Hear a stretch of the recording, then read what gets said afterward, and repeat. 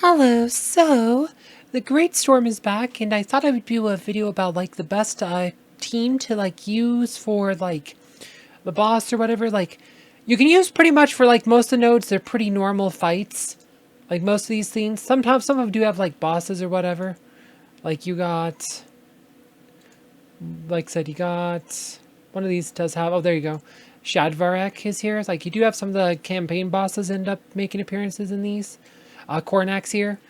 But for the most part, you can just use pretty much whatever. Like, if you, like, whatever you use to beat the campaign is probably fine. However, people want to know what the best for the bosses are, and the bosses have these three different things. You have all the storms and stuff. Hopefully you got the 3 towers down to take the buffs down. And the answer might surprise you, but if you are familiar with guild raids, right, a lot of people might be, you might be familiar with the team Stonecold. It turns out this team is also very good versus, right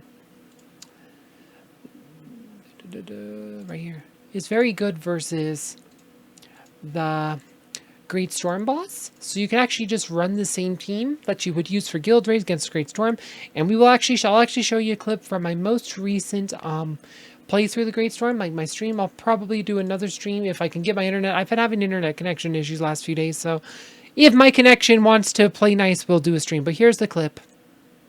And as you watch this, you see like you have 3 different, like essentially different. You have the tentacles and the eyes, plus you have the actual like Great Storm itself, which is what's damaging you. It shows you the warped heart of the storm.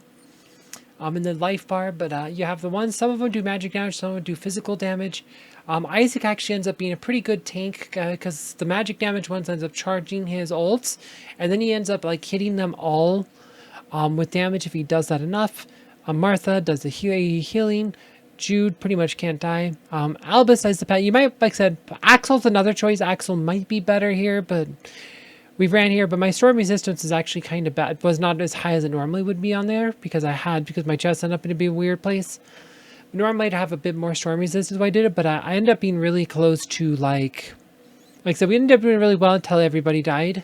But we still like almost one-shot this thing with this team. So this team really is probably one of the best. A lot of teams, you'll need like 3 or 4 hits. But if you use Stonecold, Stonecold actually beats this thing. And we're just gonna, like I said, we actually looked at this. We actually cleared it so much that point. We actually had a point where there was nothing spawned. Like we were beating them faster than they could spawn. Like, which was pretty impressive. A lot of teams can't do that, but just the combination of just the Stonecold line, just so good for PvE. This is like the ultimate PvE team for like bosses. At least ones that do magic damage. Maybe not so well if they do physical damage. Isaac kind of sucks for physical damage. For physical damage, you probably want Aurora. Aurora does like really good versus physical because of dodge. Sometimes Krista can be really good as a tank and stuff like this too. With the ice shield, like I remember like the old versions, the level 300 bosses for the 1 events. For the story events, Krista ended up being the best tank for those because most tanks could not mitigate that damage, but Krista's ice shield made it so she could actually mitigate. So it was always interesting. But like this, where everyone dies, we're about halfway done with 43 seconds, but everyone starts dying. Ju has his ult that keeps from dying, and then in self heal, and Isaac has all of her patron, which keeps him okay. But the combination there, just so much damage.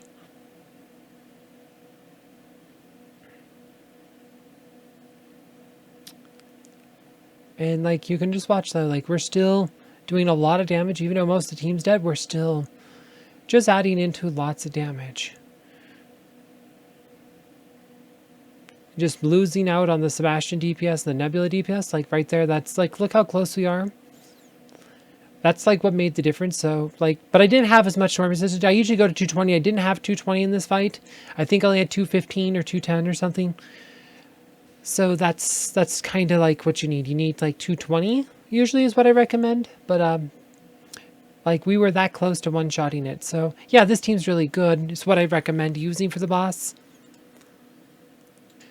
So yeah, like I always said, like, you know, everyone should have like pretty much those 5 heroes anyway for the guild raids. Like if you're doing like Osh the Eternal Keeper, you want those heroes for those teams. But Sebastian you should always have. Sebastian's the best hero in the game. You need him for PvP, you need him for PvE. Sebastian's just amazing. Jude's really good for PvE, so you want him. Like Isaac's probably is probably the fourth best PvP hero. He's pretty good for PvE, so you want to get Isaac.